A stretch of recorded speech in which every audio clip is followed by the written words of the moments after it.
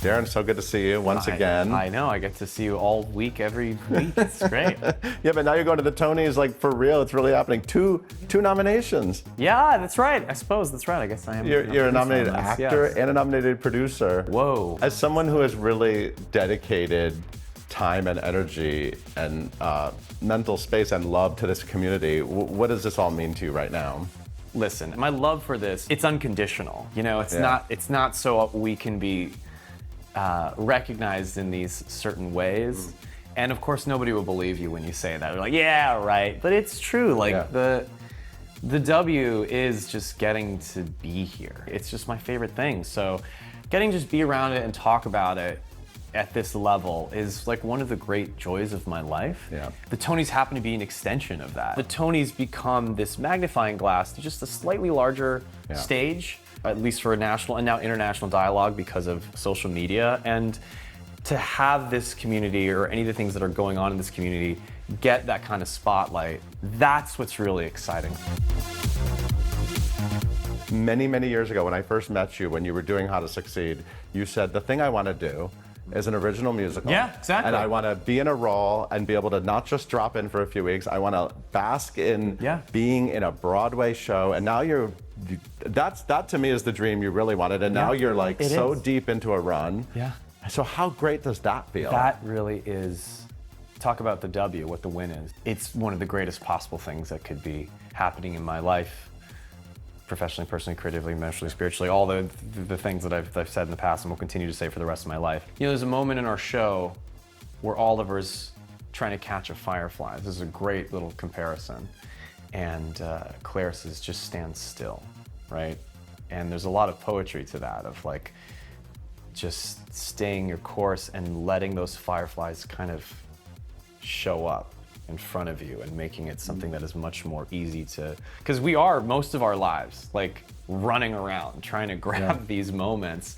And I think a lot of the really sort of serendipitous, most memorable, beautiful, remarkable moments in our life are the ones that we kind of stood still for, and then they kind of just appeared and coalesced in a really organic way. The gratitude and joy that I have of getting to originate this was already fun to get to make something new, which was, as I said to you many years ago, the dream. But the fact that other people have taken to it as much as I have is like, I can't believe it. When you think of all of our favorite shows and the sort of iconography that their songs and images and feelings have in our lives, those are really unique, and they stand out to a way that I go, oh my God, am I part of one of those moments? And I credit the show for that, and I just thank my lucky stars that, again, that this firefly just kind of showed up, and in the perfect time in my life where I'm just overwhelmed with joy and gratitude.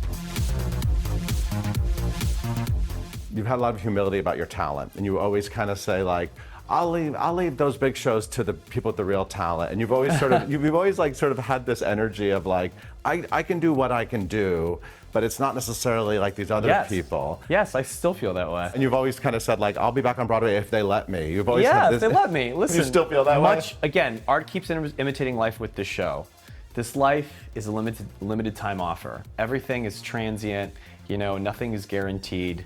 Just like the way people have taken to the show, that was never guaranteed. And the show is about that, you know, like about really enjoying what you have while you have it. You know, the firefly light goes on and off, and like how much battery life do you have in these amazing magical moments. So I love all the gentlemen that I'm nominated with, who I've paid tons of, happily I've paid money to see them be amazing and terrific through the years. I've seen these guys do stuff and they're amazing. I'm sitting there going like, you're incredible. What an inspiration. I can't do that. And but we can all do things that another guy can't, and vice versa. Everybody has their own superpower, and everybody's adding something to the Avengers. And so I'm just sitting here thanking the theater gods for bestowing me this honor. You were exposed to the arts as a kid growing up in San Francisco. I was really lucky. You got involved really early, and I know your dad was a big part of that. He was a big supporter of the arts. Yeah, he was. You lost him a little over 5 years ago. Yeah. Do you think about how he would be looking at this whole moment? Yeah, I mean, I'm very lucky. Like, the people that I've lost in my life, I've had such I had such great times with. Much like anything that goes in life, I'm so front-footed about my appreciation and love for things. I wear my heart on my sleeve. You know, and the play is about that. How, you know, loving things is what makes them alive.